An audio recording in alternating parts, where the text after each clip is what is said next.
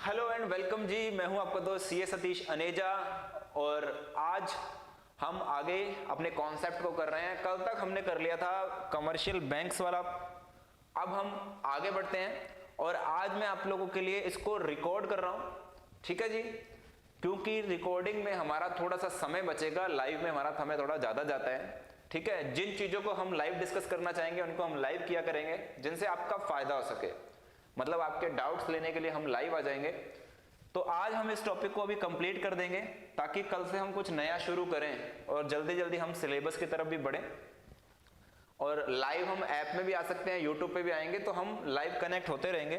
तो अब हम फाइनेंशियल इंस्टीट्यूशन अपने अगले कॉन्सेप्ट पे आ गए हैं। तो देखिए यहां हमें समझना है कि ये फाइनेंशियल इंस्टीट्यूशन क्या है। अगर हम बात करें, देखिए अब कंपनी को पैसे चाहिए, तो कंपनी को पैसे कहां कहां से मिल गए थे। हमने पढ़ा कि हमें शेयर से मिल गए, शेयर दो टाइप के थे। हमने जब पढ़ा कि हमें शेयर से पैसे मिल गए हैं तो हमने क्या क्या पढ़ा था, हमने इक्विटी पढ़ लिया था ना। दूसरा हमने प्रेफरेंस, इसको भी पढ़ लिया था, पैसे हमने प्रेफरेंस शेयर से भी ले लिए। फिर हमें पैसे मिल गए रिटेन्ड अर्निंग से, ये हम ऑलरेडी पढ़ चुके हैं। अगर कोई इसको फर्स्ट टाइम देख रहा है तो मेरे पिछले पार्ट्स को देख ले, ठीक है। हमने रिटेन्ड अर्निंग, जिसे हमें संचित कोषों से, ये हमने ऑलरेडी पढ़ लिया है, तीसरा। चौथा पॉइंट हमने पढ़ा था डिबेंचर, हमने डिबेंचर पढ़ लिया। उसके बाद डिबेंचर के बाद हमने क्या पढ़ा था, पब्लिक डिपॉजिट पढ़ा था। पब्लिक डिपॉजिट के बाद कमर्शियल बैंक,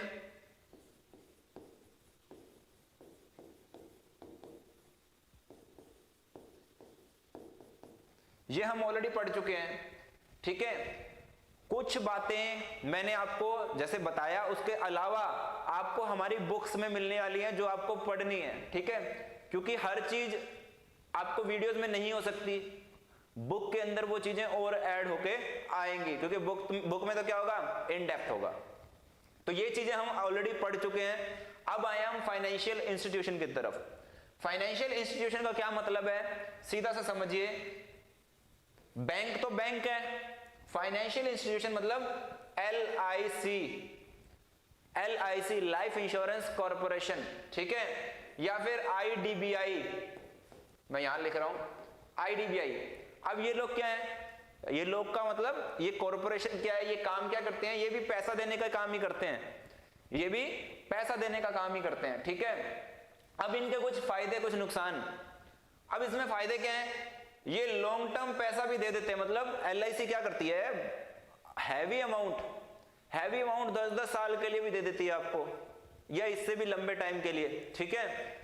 तो इनसे क्या फायदा होता है, आपको लंबे टर्म का पैसा मिल जाता है, मतलब लंबी अवधि के लिए पैसा मिल जाता है, अच्छी बात है। मैनेजरियल एडवाइस भी मिलती है साथ में। अभी मैं थोड़ा सा इसको क्लीन भी कर देता हूं ताकि आप लोगों को प्रॉब्लम ना आए, ताकि थोड़ा सा समझ लेंगे ना बढ़िया तरीके से। चलिए अब मैंने इरेजर भी बड़ा कर दिया,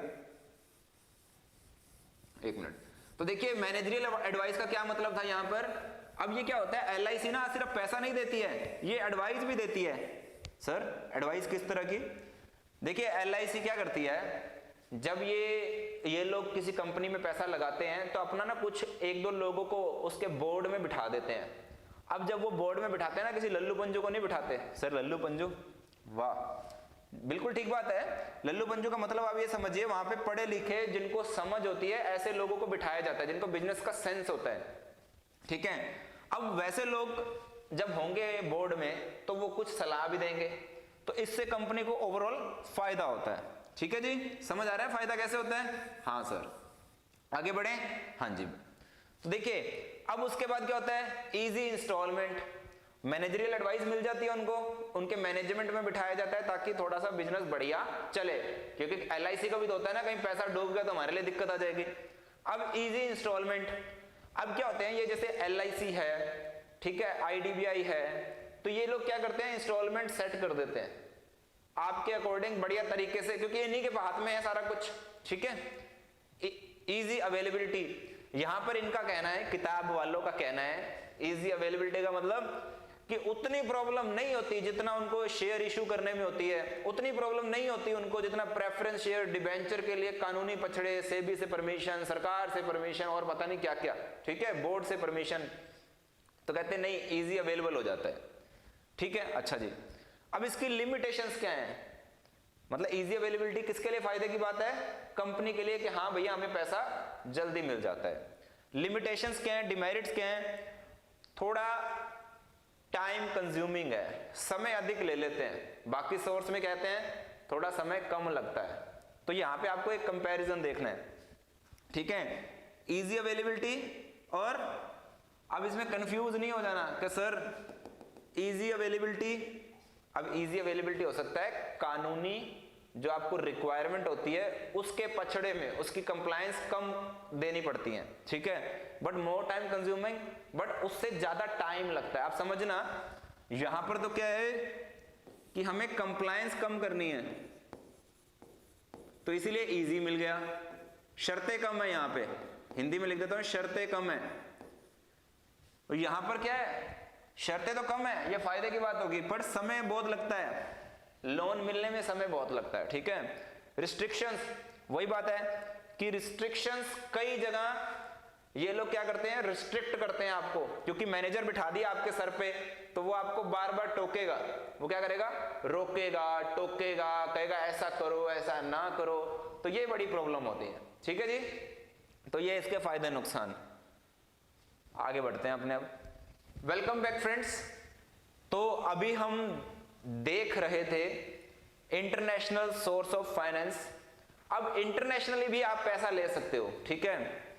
तो आप कहां कहां से ले सकते हो? कमर्शियल बैंक, इंटरनेशनल एजेंसीज और इंटरनेशनल कैपिटल मार्केट। मतलब अभी आप इंडिया में पैसा ले रहे थे, इंडिया में आप इक्विटी जारी कर रहे थे, इंडिया में आप डिवेंचर जारी कर रहे थे, इंडिया में आप पब्लिक डिपॉजिट ले रहे थे, ठीक है, कमर्शियल लोन ले रहे थे आप। अब वो कहते हैं इंटरनेशनल चलते हैं, वहां से भी पैसा मिलता है क्या? वहां से हमें तीन तरह से पैसा मिल सकता है, एक कमर्शियल बैंक, एक इंटरनेशनल एजेंसीज से और एक इंटरनेशनल कैपिटल मार्केट। मतलब जैसे इंडिया का शेयर मार्केट है, आप वहां पे जाके भी पैसा ले लो। अच्छा सर, तो तीन तरह के कमर्शियल बैंक में क्या आ जाएगा? जैसे इंडिया में बैंक हैं, जैसे इंडिया में एसबीआई है, तो वहां पर जाके क्या कर सकते हैं आप, वहां के जो बैंक्स हैं वहां से पैसा ले सकते हैं। सर फॉरेन के बैंक्स का कुछ तो नाम लो।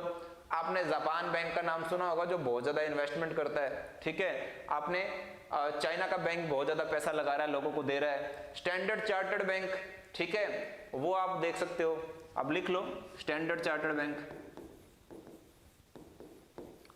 तो ये क्या करता है, पैसा दे सकता है आपको। स्टैंडर्ड चार्टर्ड, यहां भी चार्टर्ड आ गया, देखिए स्टैंडर्ड चार्टर्ड बैंक। तो ये आपको क्या कर सकता है, पैसा दे सकता है, जैसे अपने इंडिया में मिलता है। अच्छा सर, इंटरनेशनल एजेंसीज हैं कुछ, जैसे कुछ नाम दे देते अपने। एक तो है देखिए Asian development bank, Asian development bank. ये एशियन डेवलपमेंट बैंक मोस्टली क्या है, एशियन कंट्रीज, मतलब वैसे तो नाम से ये नहीं है कि सिर्फ एशिया में देगा, बट ये एक बैंक बनाया हुआ है, ये आपको पैसा प्रोवाइड करवा देता है, ठीक है। उसके बाद आपको देता है, आप और कौन सा बैंक ले सकते हैं, आईएफसी ले सकते हैं आप, ठीक है, इंटरनेशनल फॉरेन करेंसीज करके ऐसा कुछ करके नाम है, एग्जैक्टली मुझे याद नहीं आ रहा, ठीक है, ऐसा ही कुछ हो सकता है। इंटरनेशनल फाइनेंशियल कॉर्पोरेशन करके ऐसा कुछ है, ठीक है। तो आईएफसी बैंक हो गया, तो आप इनसे भी आप क्या कर सकते हो, फंड्स ले सकते हो। तीसरा है इंटरनेशनल कैपिटल मार्केट। अब इसको हम थोड़ा सा आगे समझने वाले हैं। इंटरनेशनल कैपिटल मार्केट में क्या है, इंटरनेशनल कैपिटल मार्केट में ये है कि जैसे आप इंडिया में इक्विटी शेयर जारी करते थे, इंडिया में आप डिबेंचर जारी करते थे, वैसे आप फॉरेन में कर सकते हो, पैसा ले सकते हो कि नहीं ले सकते, उसको हमें देखना है। तो उसको जब हम देखना है तो यहां पर सबसे पहला नाम आता है, सबसे पहला नाम आ जाता है यहां पे जीडीआर। क्या आता है, जीडीआर। सर ये जीडीआर क्या चीज है? देखिए जीडीआर का मतलब क्या है, ग्लोबल डिपॉजिटरी रिसीप्ट, ठीक है, ग्लोबल डिपॉजिटरी रिसीट, आपको ये याद रखना है। सर इसमें क्या होता है, अब आपको ध्यान देना है, यहां पर कुछ बातें समझनी है। जैसे आप इंडिया में क्या जारी कर सकते हो, इक्विटी शेयर। आप फॉरेन कंट्री में जाके इक्विटी शेयर सीधे जारी नहीं कर सकते, इंडिया में रोक लगी हुई है सीधा इसके ऊपर। अच्छा सर, तो क्या कर सकते हैं, मुझे अपने शेयर जारी करने हैं अमेरिका के में, या मुझे अपने शेयर जारी करने हैं रेस्ट ऑफ वर्ल्ड, मतलब इंग्लैंड में, यूरोप में, कहीं भी ले लीजिए। तो अगर मुझे अमेरिका में जारी करने हैं तो उसको बोलते हैं ADR, इसके आगे हम पढ़ेंगे। और अगर मुझे अमेरिका के अलावा कहीं और कंट्री में जारी करने हैं उसको बोलते हैं GDR, ग्लोबल डिपॉजिटरी रिसीट। ठीक है, तो अभी हम किसकी बात कर रहे हैं, ग्लोबल डिपॉजिटरी रिसीट की। अच्छा सर, अब इसके फीचर क्या क्या है, ध्यान से सुनना। फीचर ऑफ GDR, मोटा मोटा तौर पर मैं आपको बता देता हूं इसमें क्या फीचर है। ये कहीं भी हो सकता है अमेरिका को छोड़कर, ये कहीं भी लिस्टेड बेचे जा सकते हैं, खरीदे जा सकते हैं। स्टॉक एक्सचेंज, ये स्टॉक एक्सचेंज भी बेचे खरीदे जाएंगे अमेरिका को छोड़कर, अदर देन अमेरिका, क्योंकि अमेरिका में क्या है, ADR है। क्लियर है बात। ये एक नेगोशिएबल इंस्ट्रूमेंट है। नेगोशिएबल इंस्ट्रूमेंट का मतलब क्या होता है, हालांकि इसका एक अलग से चैप्टर भी है। इसका मतलब ये है कि जिसके पास ये होगा उसको पैसा मिल जाएगा। ठीक है, मतलब ये नहीं है कि जारी तो आज सतीश को किया था, पर सतीश ने आगे अगर किसी और को बेच दिया, रमेश को बेच दिया, मोहन को बेच दिया, तो ये रमेश और मोहन भी क्या कर सकते हैं, इसको इन कैश कर सकते हैं। ठीक है, अब इसको शेयर्स में कन्वर्ट किया जा सकता है भविष्य में। अगर इसको शेयर में कन्वर्ट करना हो तो कन्वर्जन पॉसिबल है, ये बात याद रखेंगे। इस पे डिविडेंड भी मिलेगा, ये सारी बातें आपको पढ़ने में मिलेंगी, बट फिर भी मैं आपको बता रहा हूं। इस पे देखिए, ये क्या है, ये शेयर ही है, तो शेयर है तो डिविडेंड तो मिलेगा ना, शेयर है तो डिविडेंड मिलेगा, बिल्कुल मिलेगा। इक्विटी शेयर में कन्वर्जन पॉसिबल है, बिल्कुल पॉसिबल है, इसमें कोई अलग बात थोड़ी ना है, कोई अलग बात कर रहा हूं क्या, क्योंकि ये शेयर ही है, बस इंडिया में ना लॉन्च होके बाहर लॉन्च हो रहा है, तो इसलिए इसका नाम बदल दिया, GDR कर दिया। ठीक है, अच्छा, बस ये बात स्टार मार्क कर लेना जो मैं आपको अब बताने वाला हूं, ये बात पे आप स्टार लगा लेना। इस पे वोटिंग राइट्स नहीं होते हैं। इंडिया वाले इक्विटी शेयर में तो वोटिंग राइट्स होते हैं, यहां वोटिंग राइट नहीं होंगे। फॉरेन कंट्री के लोगों को हमने इंटरफेयर करने से रोक दिया है। ठीक है, अगर आपको हम शेयर बाहर दे रहे हैं, अगर आप खरीद रहे हो तो आप ये बात याद रखना कि आप वोट नहीं कर सकते। ठीक है, अच्छा, रिलायंस, ICICI इन्होंने लॉन्च किए हुए हैं, ये बात आप याद रख लेना। बाकी GDR में आपको ये बात याद रखनी है, वोटिंग राइट्स नहीं मिलेंगे, इक्विटी शेयर में कन्वर्जन पॉसिबल है, और स्टॉक एक्सचेंज अमेरिका के छोड़कर बाकी जगह मिल जाएगा आपको। ठीक है, अच्छा, अमेरिका के लिए अब बाकी बताइए, एक बात आप बताइए कि ADR में क्या होगा। ADR सेम वैसे ही है, सिर्फ क्या नहीं है, क्या फर्क है उसमें, वो अमेरिकन सिटीजन के लिए है ADR, और अमेरिका के स्टॉक एक्सचेंज में होगा, बस इतना ही फर्क है। सर अमेरिका के लिए अलग से क्यों लॉन्च किया, देखिए अमेरिका में क्या है, पैसा बहुत है। ठीक है, तो इसलिए अमेरिका को कई मामलों में छूट दी जाती है, क्योंकि अमेरिका के इन्वेस्टर क्या है, पूरे वर्ल्ड में इन्वेस्ट करते हैं, बस इसीलिए तो अमेरिका की दादागिरी है। अब इसमें डिफरेंस बता देते हैं थोड़ा सा, ADR और GDR में डिफरेंस की बात कर लेते हैं। ADR only in America, ADR only in America ही है ना, और GDR एनीवेयर। ठीक है, हाँ सर, लिक्विडिटी, अब लिक्विडिटी का क्या मतलब है, ध्यान देंगे यहाँ पे सर, ध्यान देंगे, कई बार क्या है पंजाबी बाहर निकल आता अंदर का। चलिए, लिक्विडिटी मतलब जो ADR होता है ना, जो ADR होता है, सॉरी एक मिनट वापस लाते हैं, जो ADR होता है वो बहुत ज्यादा प्रचलन में है, क्योंकि मैंने आपको बताया ना अमेरिका है भाई, इसमें बहुत ज्यादा लिक्विडिटी है, ये आसानी से बिक जाता है, इसके ग्राहक मिल जाते हैं, इसमें पैसा अच्छा खासा इन्वेस्ट होता है। बट जो GDR है ना, उसमें थोड़ी सी कम लिक्विडिटी रहती है, उसमें पैसा इन्वेस्ट कम होता है। ठीक है, तो बस यही फर्क है। शेयर होल्डर ADR को अमेरिकन सिटीजन ही ले सकते हैं, और GDR कहीं भी ऑल ओवर द वर्ल्ड। ठीक है, अच्छा सर, क्लियर है ना, हाँ सर, और कुछ, बस सर आप बताओ। चलिए, तो यहां पर हमने बात कर लिया, दो तरह के शेयर हम फॉरेन कंट्री में जारी कर सकते हैं, एक है GDR और एक है ADR। क्या सर शेयर ही जारी कर सकते हैं, क्या डिबेंचर भी जारी कर सकते हैं? हाँ, डिबेंचर या बॉन्ड में हालांकि फर्क होता है, मैं ये नहीं कहूंगा दोनों सेम होते हैं, पर अभी आप समझ लो दोनों सेम ही होते हैं। तो डिबेंचर मैंने आपको बताया थे ना, डिबेंचर क्या होते हैं, एक चिट्ठी होती है और उसके बदले हमें क्या मिलता है, पैसा मिल जाता है, ऐसा ही होता है ना। हाँ सर, आपने बताया था।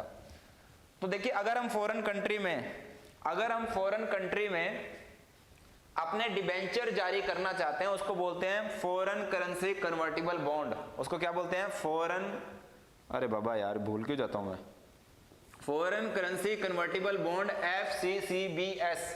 ठीक है सर, ये क्या है? मैंने आपको शुद्ध रूप से बताया कि ये हमारे जैसे इंडिया में डिबेंचर होते हैं वैसे ही वहां पर क्या है, ये हमने बॉन्ड जारी करे हैं। हमने क्या करी है? बॉन्ड जारी करे हैं। बस ये क्या है हमारे लिए? ये हमारे लिए लोन है। बस आपको इतनी बात याद रखनी है। ठीक है जी। तो मतलब हम फॉरेन से पैसा ले सकते हैं, फॉरेन के कैपिटल मार्केट से पैसा ले सकते हैं। कैसे? GDR जारी करके, ADR जारी करके और FCCB जारी करके। ठीक है, FCCB क्या है? हमारा बॉन्ड है, डिवेंचर है, और बाकी क्या है? हमारे शेयर्स हैं।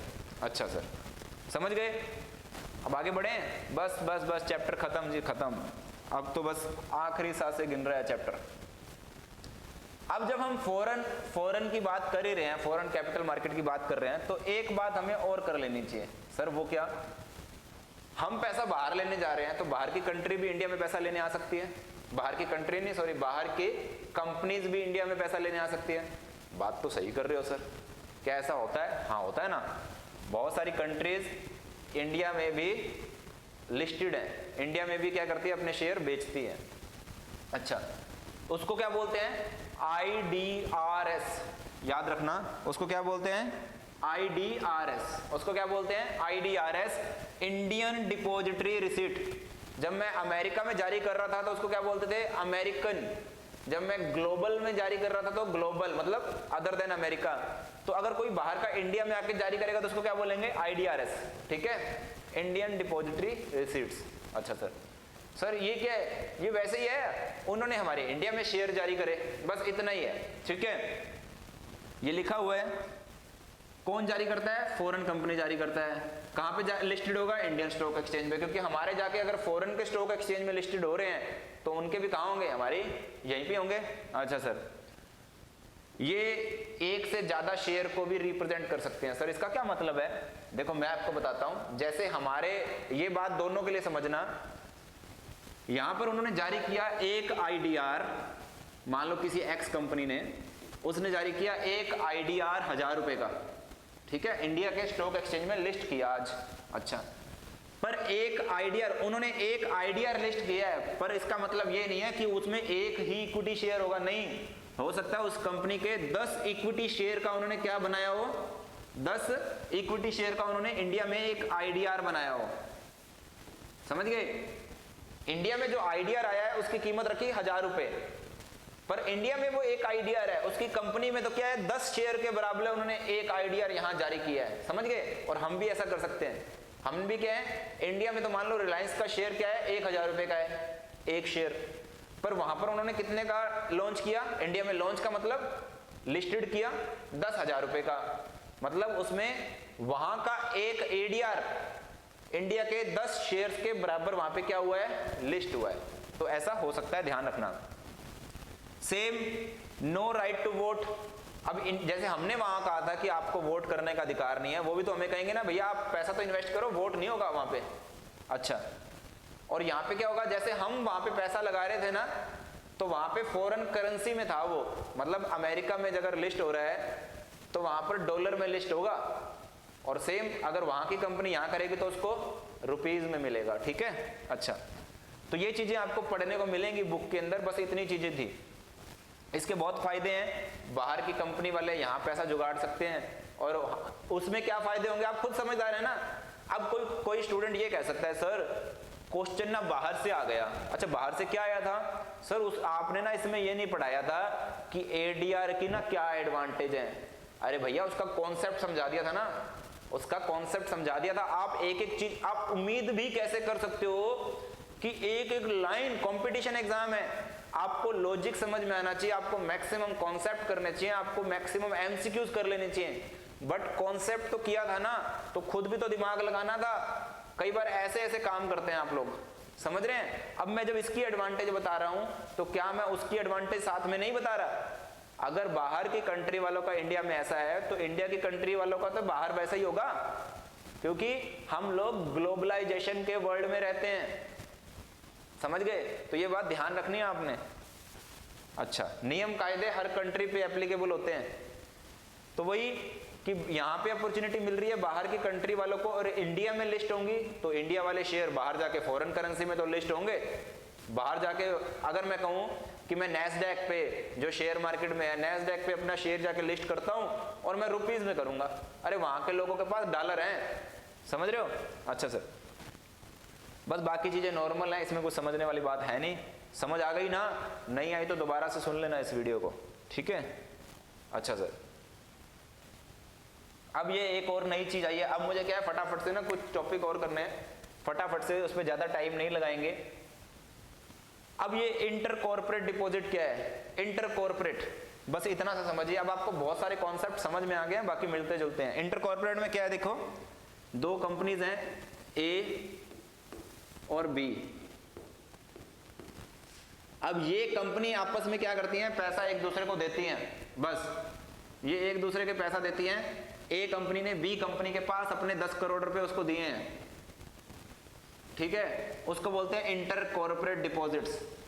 अब ये 3 महीने के लिए भी हो सकता है, ये 6 महीने के लिए हो सकता है, कॉल डिपॉजिट भी हो सकता है। कॉल डिपॉजिट, अब 3 महीने वाला आप समझ गए कि भैया 3 महीने के लिए पैसा दिया है। 6 महीने वाला आप समझ गए, इतने समझदार तो हो ना आप लोग। अब आप लोग इतने समझदार तो हो कि 3 महीने वाले में 3 महीने के लिए पैसा दिया, 6 महीने वाले में 6 महीने के लिए पैसा दिया। और कॉल वाला मैं आपको बता देता हूं, कॉल डिपॉजिट का मतलब क्या है कि ए कंपनी को ये सुविधा है कि वो एक दिन पहले भी अगर कहेगी ना, एक दिन पहले, एक दिन के टाइम में भी पैसा मांगेगी तो उसको मिलेगा, बी वापस देगा। बट 3 महीने और 6 महीने वाले में ऐसा नहीं होता है, ठीक है। अब ए के लिए फायदे की बात है कि चलो पैसा एक्स्ट्रा पड़ा है तो बी को दे दूं। बी के लिए ठीक है कि हाँ मुझे पैसा मिल रहा है इजीली, बैंक में जाता, शेयर मार्केट में जाता तो बड़े पछड़े थे, ठीक है। तो ये इन दोनों में एग्रीमेंट हुआ है। अब मैं आपसे क्वेश्चन पूछूं, अब मैं आपसे एक क्वेश्चन पूछूं कि हाँ सर, ये ए कंपनी बी कंपनी को पैसा क्यों देगी? सर मैं बताऊं? हाँ बताओ ना। ए कंपनी बी कंपनी को पैसा इसलिए देगी क्योंकि इसके पास एक्स्ट्रा पड़ा था, तो रिस्क क्यों लेगी, वो बैंक में क्यों नहीं जमा करवाएगी? आप बताओ फटाफट से। सर मैं बताऊं? चलो बताओ, आप बताओ। सर क्योंकि ना यहाँ पे ना उसको बैंक से ज्यादा क्या मिलेगा, रिटर्न मिल रहा होगा, क्योंकि यहाँ पे रिस्क ले रही है, वो डूब भी तो सकता है, बी कंपनी भग सकती है। वेरी वेरी गुड, क्योंकि इसको क्या होगा, यहाँ पे रिटर्न थोड़ा ज्यादा मिल रहा होगा। अब वो थोड़ा ज्यादा कुछ ज्यादा ही होता है। अच्छा सर कितना ज्यादा हो सकता है? देखिए आपकी किताबों में ऐसा लिखा हुआ है कि अगर 3 महीने वाला जुगाड़ है तो 12% के आसपास तो मिलता ही मिलता है साल का, और अगर 6 महीने वाला हिसाब किताब है तो वहां पे 15% एनुअल तक भी मिल जाता है। अच्छा, क्योंकि रिस्क थोड़ा लंबा हो गया ना। और जो कॉल डिपॉजिट है, आप बताओ कॉल डिपॉजिट 15 से 18 होगा या कम हो जाएगा? तो आपकी बुक्स में लिखा हुआ है और उसका लॉजिक मैं आपको दे देता हूं। आपकी बुक्स, अब ये क्या है, रेट चेंज वेंज होते रहते होंगे मार्केट में, क्योंकि आपको ही पता है इंटरेस्ट रेट ऊपर नीचे होता रहता है, ठीक है। तो मैंने इसकी कोई रिसर्च नहीं करी कि यार कितना रेट होता है।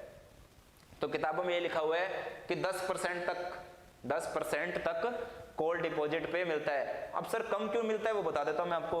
कम इसलिए मिलता है क्योंकि भैया ए को ऐसी सुविधा मिली हुई है कि वो एक दिन में भी पैसा मांगे तो मिल जाएगा, ऊपर ऐसी सुविधा नहीं दी, इसलिए ज्यादा मिल रहा था आपको इंटरेस्ट, तो इसलिए यहाँ पे इंटरेस्ट रेट क्या हो गया, कम हो गया, ठीक है। बस यही लॉजिक समझना है आपको। अब बात करते हैं फीचर।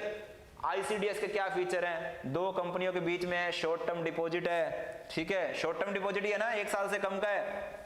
मैं ये पॉइंट आपको किताबों में मिल जाएंगे, और भी एक्स्ट्रा पॉइंट्स आपको वहां मिल जाएंगे, क्योंकि अभी सिर्फ मुझे पढ़ाना था तो मैंने फटाफट से ये पॉइंट्स कुछ डाल लिए इसके अंदर, ठीक है। अच्छा सर, अरे यार मैं क्यों भूल जाता हूं पेन को, पेन लगा के। अब देखो यहाँ पे और लिखा हुआ है अनसिक्योर्ड डिपॉजिट है। हाँ सर अनसिक्योर्ड है। अब इसके अंदर ब्रोकर हो गए, अरे ब्रोकर तो होंगे ही ना, बिना ब्रोकर के कैसे कंपनियां ढूंढोगे एक जैसी? कोई इसका कोई मार्केट नहीं है, ये तो ब्रोकर चलाते हैं ऐसा कॉन्सेप्ट, ये क्लियरली लिखता है। कोई लीगल फॉर्मेलिटी नहीं है, एक एग्रीमेंट होगा, बस एग्रीमेंट पे चल जाएगा स्टाम्प पेपर पे। ये कुछ रिस्की है, ऐसा पैसा देना बहुत ज्यादा रिस्की हो जाता है, ठीक है। अच्छा, अब यहां पर हम आ गए हैं लास्ट पॉइंट पे। लास्ट पॉइंट में मैंने 3 तरह के कॉन्सेप्ट को शामिल किया है। मैंने कुछ भी कॉन्सेप्ट नहीं छोड़े हैं, मैंने सारे कॉन्सेप्ट पूरे किए हैं जितने हो सकते थे। अगर फिर भी आपको लगता है कि नहीं कोई और कॉन्सेप्ट भी रहता हो तो आप मुझे बता दीजिएगा।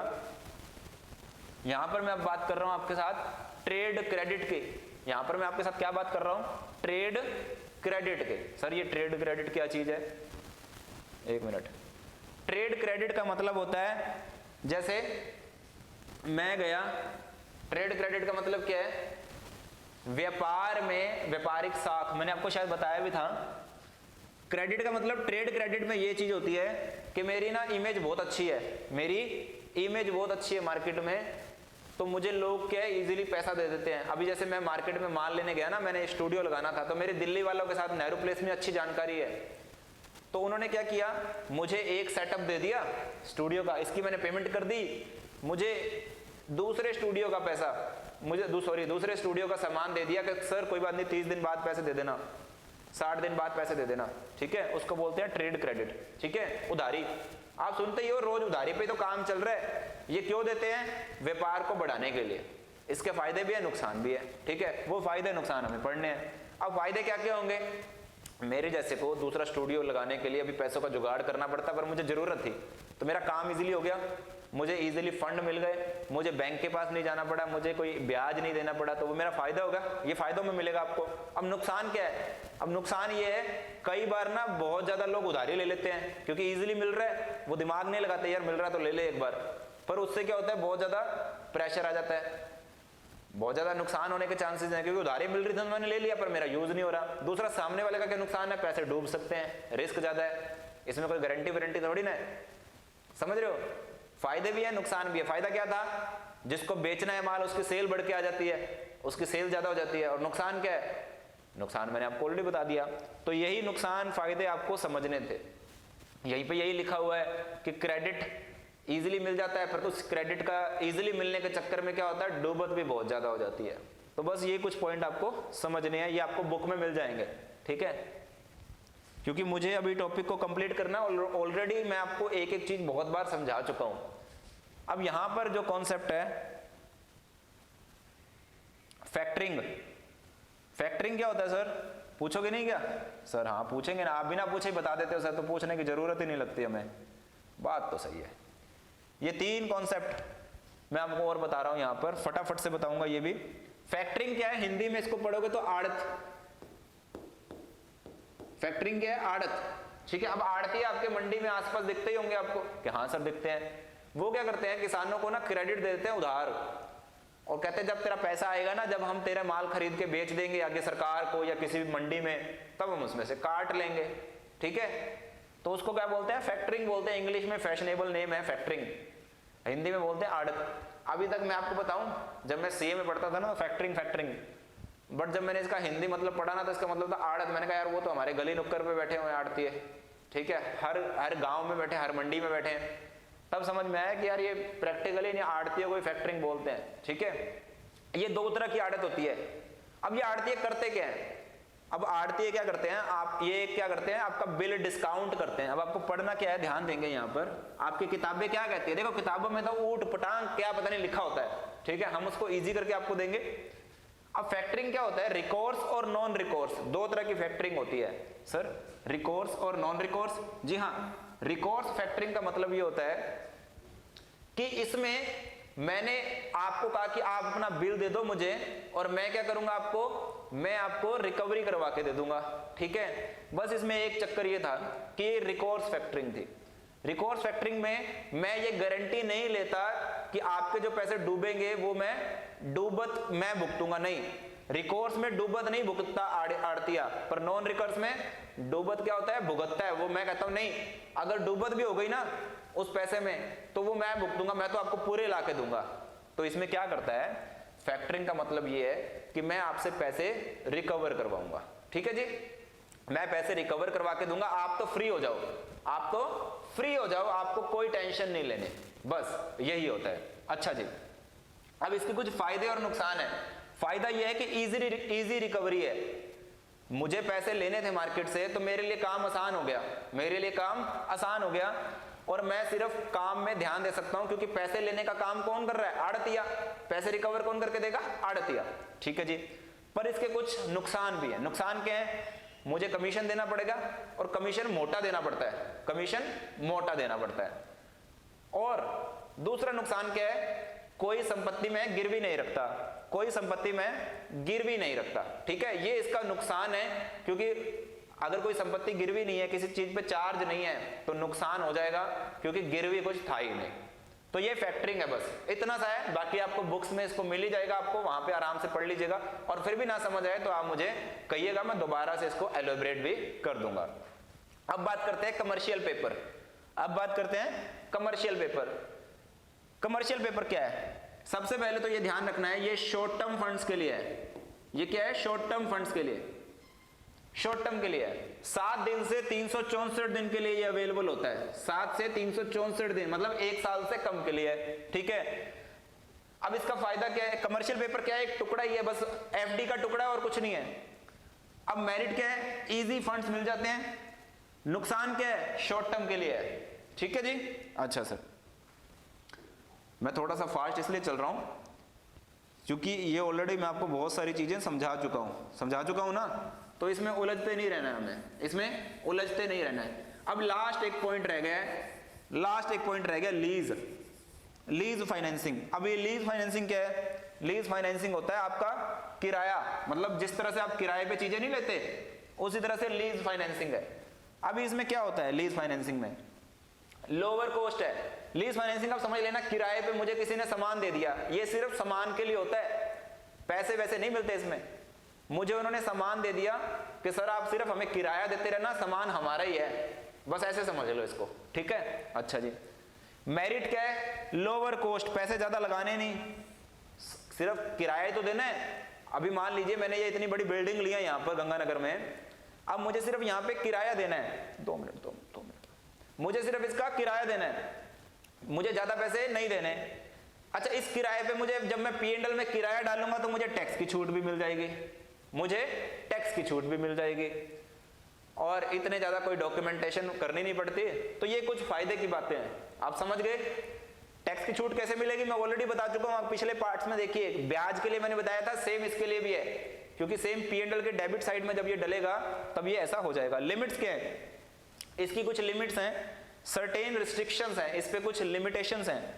क्या भैया? ये ना, क्योंकि संपत्ति सामने वाले भी रहती है तो वो कुछ ना कुछ डंडा करता रहता है, आप समझ गए, वो लेके बैठा रहता है डंडा, नहीं ऐसे नहीं करना, वैसे नहीं करना। जैसे ये बिल्डिंग मैंने ले ली, अब इस बिल्डिंग में मैं मनचाहे बदलाव नहीं कर सकता, क्योंकि संपत्ति किसकी है? मेरी नहीं है यार, सबसे बड़ी प्रॉब्लम ये है। तो इसमें मैं मनचाहे बदलाव नहीं कर सकता, ठीक है, क्योंकि मैं क्या हूं? एक्चुअल ओनर नहीं हूं। तो इसलिए कुछ प्रॉब्लम्स रहती हैं, तो यही कारण है। तो फ्रेंड्स, मैंने इस चैप्टर को पहले अब बहुत बढ़िया तरीके से करवाने की कोशिश करी है। फिर भी आपको कहीं कोई प्रॉब्लम आती है तो आप मुझे मैसेज करेंगे, मैं उस पर्टिकुलर पॉइंट को एलिब्रेट कर दूंगा, ठीक है, समझ गए ना बस। और अगर आपको वीडियो अच्छे लगते हैं तो भैया इसको वीडियो को लाइक शेयर सब्सक्राइब कर दिया करो।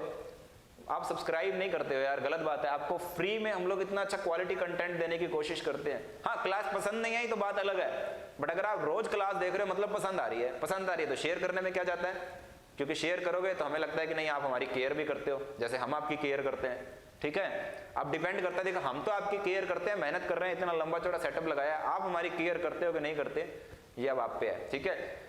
8 तारीख से फेस टू फेस क्लासेज हैं गंगानगर में, आप लगाना चाहते हैं तो आपको नंबर मिल जाएगा हमारा वीडियो के डिस्क्रिप्शन में। अदरवाइज आप हमारी ऑनलाइन फ्री में क्लासेस एंजॉय कीजिए, और बुक के लिए आपको ऐप डाउनलोड करनी पड़ेगी, वीडियो के नीचे आपको लिंक मिल जाएगा।